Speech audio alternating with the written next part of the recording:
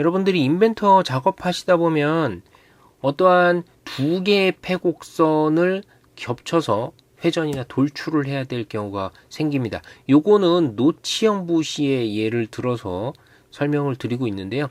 잘 보시면 사각형, 원형, 그다음에 요 삼각형 등 각 패곡선이 겹쳐 있는 이런 형태의 프로파일을 사용하는 거예요. 자, 클릭을 했을 때 필요한 부분만 클릭을 해서 회전 컷이나 돌출이나 이런 작업을 해야 되는데, 버전이 낮은 일부의 인벤터에서는 이렇게 교차된 패곡선이 있을 경우에 인식이 안 되는 경우가 있습니다. 무슨 얘기냐 하면, 자, 사각형 패곡선이 하나가 있고 원형 패곡선이 있어요. 자, 나는 이쪽 교차되는 부분만 딱 선택을 하고 싶어. 이쪽 부분과 그다음에 원형만 선택해서 회전 컷이든 돌출 컷이든 돌출이든 하고 싶은데 아예 클릭 자체가 안 되네. 사각형이 전체가 클릭이 되든지 아니면 아예 클릭이 안 되든지 이런 현상이 발생되는 경우가 있습니다. 요거는 인벤터 버전이 어디가 높고 어디가 낮다 이렇게 표현 드리기는 좀 그런데, 어쨌든 간에 패곡선이 겹쳐져 있을 때 선택이 안 되면 여러분들은 해당 기능을 사용하실 수가 없는 거예요. 그 프로그램에서 지원이 안 된다는 뜻입니다.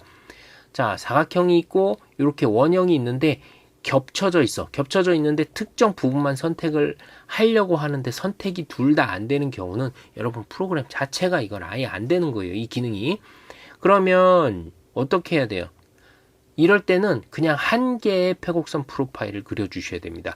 이런 식으로 겹치게 그려서 해당 부분만 클릭해서 선택이 안 되는 프로그램이니까 그럼 처음부터 하나의 프로파일로 연달아서 쭉 그려주는 방법을 선택할 수밖에 없다라고 보시면 되겠어요.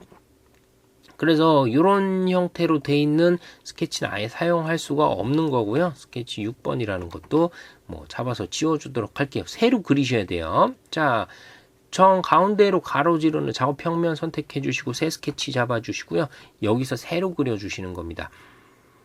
어떻게? 패곡선 프로파일이 겹치지 않게 이렇게 그려 주셔야 돼요.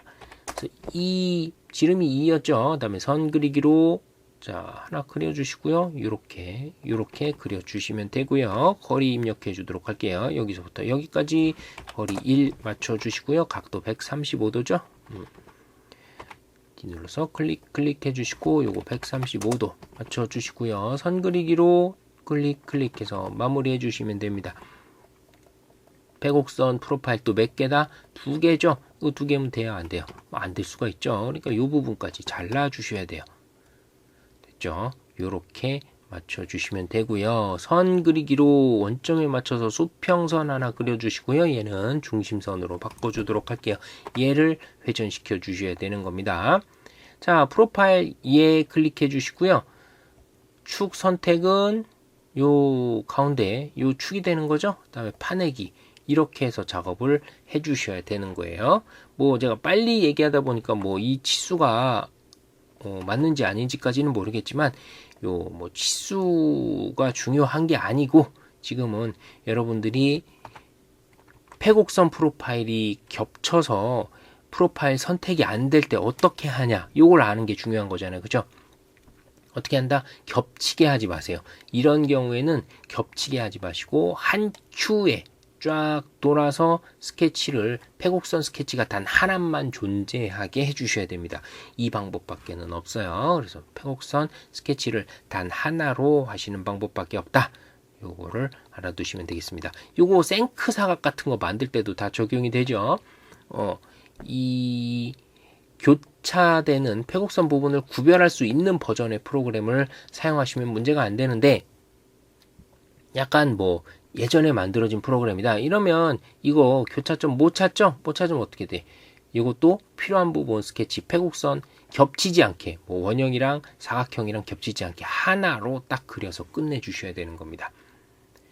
아시겠죠? 자, 이런 방식으로 작업을 하시면 노치형 부시든 생크 사각이든 패곡선 프로파일 선택이 안 돼요 하시는 분들 한 큐에 쫙 돌려서 한 개의 패곡선 프로파일만 가지고 작업을 하셔야 된다. 이 내용을 알아두시면 되겠습니다.